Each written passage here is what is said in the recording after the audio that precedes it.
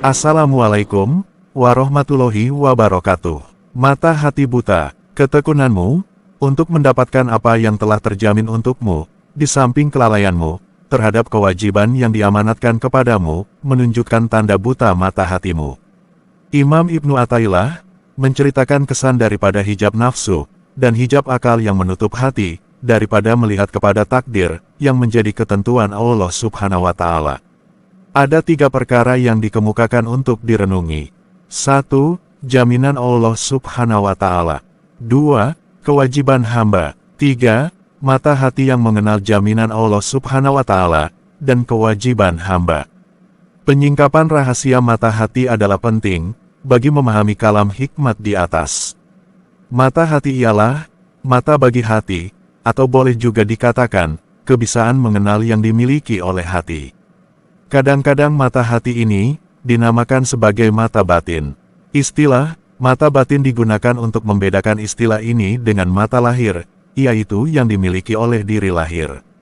Diri lahir terbentuk dari daging, darah, tulang, sumsum, rambut, kulit, dan lain-lain. Diri lahir ini bisa untuk melihat, mendengar, mencium, merasa, dan menyentuh. Diri lahir memperoleh kehidupan dari perjalanan darah ke seluruh tubuhnya, dan aliran nyawa dalam bentuk uap atau gas, yang keluar masuk melalui hidung dan mulut. Jika darahnya dikeringkan atau dibekukan, ataupun jika aliran uap yang keluar masuk itu disekat, maka diri lahir akan mengalami satu keadaan, di mana semua bagiannya terhenti berfungsi, dan ia dinamakan mati. Diri lahir ini jika disusun dapat dikatakan bahwa, ia terdiri dari tubuh dan nyawa, serta deria-deria yang dapat mengenal sesuatu yang lahiriah. Pusat kawalannya ialah otak, yang mengawal keberkesanan deria-deria, dan juga mencetuskan daya timbang atau akal pikiran. Diri batin juga mempunyai susunan yang sama seperti diri zahir, tetapi dalam keadaan gaib. Ia juga mempunyai tubuh yang dipanggil kalbu atau hati. Hati yang dimaksudkan bukanlah seketul daging yang berada di dalam tubuh. Ia merupakan hati rohani atau hati seni. Ia bukan kejadian alam kasar, sebab itu, ia tidak dapat dilihat oleh panca indera lahir. Ia termasuk di dalam perkara-perkara gaib, yang diistilahkan sebagai latifah rabbaniyah, atau hal yang menjadi rahasia ketuhanan. Apabila di dalam keadaan suci bersih, ia dapat mendekati Tuhan. Ia juga yang menjadi tilikan Tuhan. Hati seni ini juga memiliki nyawa, yang dinamakan sebagai roh. Roh juga termasuk di dalam golongan latifah rabbaniyah. Ia adalah urusan Tuhan, dan manusia hanya mempunyai sedikit pengetahuan mengenainya. Katakan, roh itu dari perkara urusan Tuhanku, dan kamu tidak diberi ilmu pengetahuan melainkan sedikit saja. Ayat 85, Surah Bani Israel. Tubuh seni atau hati seni juga mempunyai sifat yang berkemampuan mencetuskan pemahaman dan pengetahuan. Ia dipanggil akal, yang juga termasuk di dalam golongan latifah rabbaniyah, yang tidak mampu diuraikan. Akal jenis ini berguna bagi pengajian tentang ketuhanan. Tubuh lahir mempunyai deria-deria untuk mengenal perkara lahiriah. Deria-deria tersebut dinamakan penglihatan, pendengaran, penciuman, perasaan dan penyentuhan, dan alat-alat yang bersangkutan ialah mata, telinga, hidung, lidah, tangan, dan lain-lain. Tubuh seni atau diri batin juga mempunyai deria, yang mengenal perkara gaib, dan deria ini dinamakan basirah, atau mata hati. Ia berbeda daripada sifat melihat yang dimiliki oleh mata lahir. Mata lahir melihat perkara lahir, dan mata hati syuhud atau menyaksikan kepada yang gaib. Apa yang ada di sekeliling kita, bisa dilihat melalui 2 aspek, yaitu, yang nyata dilihat dengan mata lahir, dan yang gaib dilihat dengan mata hati. Jika kita ambil 1 butir gula, mata kasar melihat sejenis hablur berwarna keputihan. Bila diletakkan pada lidah terasalah manisnya. Ketika menikmati kemanisan itu, kita seolah-olah memandang jauh kepada sesuatu, yang tidak ada di hadapan mata. Kelakuan merenung jauh itu, sebenarnya adalah terjemahan kepada perbuatan mata hati, memandang kepada hakikat gula yaitu manis. Bagaimana rupa manis tidak dapat diceritakan, tetapi mata hati yang melihat kepadanya, mengenali bahwa gula adalah manis. Jika mata lahir melihat sebilah pedang, maka mata hati akan melihat pada tajamnya. Jika mata lahir melihat kepada lada, mata hati melihat kepada pedasnya. Jadi, mata lahir mengenal dan membedakan rupa yang lahir, sementara mata hati mengenal dan membedakan hakikat kepada yang lahir. Mata hati yang hanya berfungsi sebatas mengenal manis, tajam, pedas dan yang seumpamanya, masih dianggap sebagai mata hati yang buta. Mata hati hanya dianggap melek, jika ia mampu melihat urusan ketuhanan di sebalik yang nyata, dan yang tidak nyata. Kekuatan suluhan mata hati, bergantung kepada kekuatan hati itu sendiri. Semakin bersih dan suci hati, bertambah teranglah mata hati. Jika ia cukup terang, ia bukan saja mampu melihat kepada yang tersembunyi di sebalik rupa yang lahir, di sekeliling kita, malah ia mampu melihat atau syuhud apa yang di luar daripada dunia. Dunia adalah segala sesuatu yang berada di dalam bulatan langit yang pertama, atau langit dunia, atau langit rendah. Langit rendah ini merupakan batas dunia.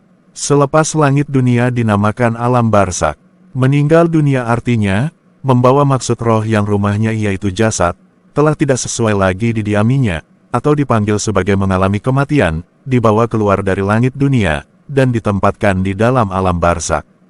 Fungsi mata hati ialah melihat yang hakiki.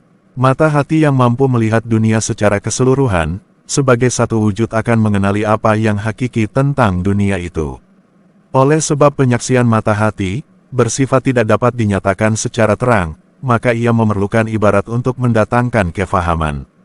Ibarat yang biasa digunakan bagi menceritakan tentang hakikat dunia ialah, dunia adalah seorang perempuan yang sangat tua, dan sangat hodoh. Tubuhnya kotor dan berpenyakit, bernanah di sana-sini, dan ada bagiannya yang sudah dimakan ulat. Begitulah lebih kurang perasaan orang, yang melihat kepada hakikat dunia, dengan mata hatinya. Bagaimana rupa hakikat yang menyebabkan timbul perasaan, dan ibarat yang demikian tidak dapat diuraikan. Mata hati yang lebih kuat, mampu pula menyaksikan alam barzakh, dan mengenali satu lagi hakikat yang dinamakan keabadian, yaitu sifat hari akhirat. Kematian membinasakan jasad, dan kiamat membinasakan alam seluruhnya, tetapi tidak membinasakan roh yang padanya tergantung kitab amalan masing-masing. Ahli maksiat tidak dapat diselamatkan oleh kematian dan kiamat. Ahli taat yang tidak mendapat ganjaran yang setimpal di dunia, tidak binasa ketaatannya, oleh kematian dan kiamat. Tanggung jawab seseorang hamba, akan terus dipikulnya melepasi kematian, alam barzakh, kiamat, padang mahsyar dan seterusnya, menghadapi pemerintah hari pembalasan. Tanggung jawab itu, hanya gugur, setelah hakim, yang maha bijaksana dan maha adil lagi maha mengetahui, serta maha perkasa menjatuhkan hukuman. Inilah hakikat yang ditemui oleh mata hati, yang menyelami alam barzakh, bukan melihat roh orang mati di dalam kubur. Mata hati berfungsi, mengenal perkara yang gaib. Makrifat atau pengenalan kepada keabadian atau hari akhirat, akan melahirkan kesungguhan pada menjalankan amanat Allah Subhanahu wa Ta'ala, yaitu mengerjakan perintah-perintahnya, dan menjauhi larangan-larangannya. Amanat itu akan terus dibawa oleh para hamba, untuk diserahkan kembali kepada Allah Subhanahu wa Ta'ala, yang meletakkan amanat tersebut kepada mereka. Makrifat mata hati yang demikian, melahirkan sifat takwa dan beramal salih. Apabila takwa dan amal salih menjadi sifat seorang hamba, maka masuklah hamba itu ke dalam jaminan Allah Subhanahu wa Ta'ala. Dialah Tuhan yang memperlihatkan kepada kamu tanda-tanda keesaannya dan kekuasaannya untuk menghidupkan rohani kamu, dan yang menurunkan untuk jasmani kamu sebab-sebab rezeki dari langit. Dan tiadalah yang ingat, serta mengambil pelajaran dari yang demikian, melainkan orang yang sentiasa bertumpu kepada Allah. Ayat 13, Surah Al-Mu'min. Allah Subhanahu wa Ta'ala berfirman dalam hadis qudsi, "Hambaku, taatilah semua perintahku, jangan membeber keperluan kamu." Allah Subhanahu wa Ta'ala sebagai Tuhan, Tuan atau majikan, tidak sekali-kali mengabaikan tanggung jawabnya, untuk memberi rezeki kepada hamba-hambanya, sementara hamba-hamba pula berkewajiban mentaati Tuan mereka. Rezeki telah dijamin oleh Allah Subhanahu wa Ta'ala, dan untuk mendapatkan rezeki tersebut, seseorang hamba hanya perlu bertindak sesuai dengan makamnya. Jika dia seorang ahli asbab, maka bekerjalah ke arah rezekinya, dan jangan iri hati terhadap rezeki yang dikaruniakan kepada orang lain. Jika dia ahli tajrid, maka bertawakallah kepada Allah Subhanahu wa Ta'ala, dan jangan gusar jika terjadi kekurangan dalam urusan rezeki. Walau dalam makam manapun seseorang hamba itu berada, dia mesti melakukan kewajiban yaitu bersungguh-sungguh mentaati Allah Subhanahu wa Ta'ala dengan mengerjakan perintahnya dan meninggalkan larangannya. Hamba yang terbuka mata hatinya akan percaya dengan yakin terhadap jaminan Allah Subhanahu wa Ta'ala dan tidak melalaikan kewajibannya. Hamba ini akan melipat gandakan kegiatan dan kerajinannya untuk bertakwa dan beramal salih tanpa mencurigai jaminan Allah Subhanahu wa Ta'ala tentang rezekinya.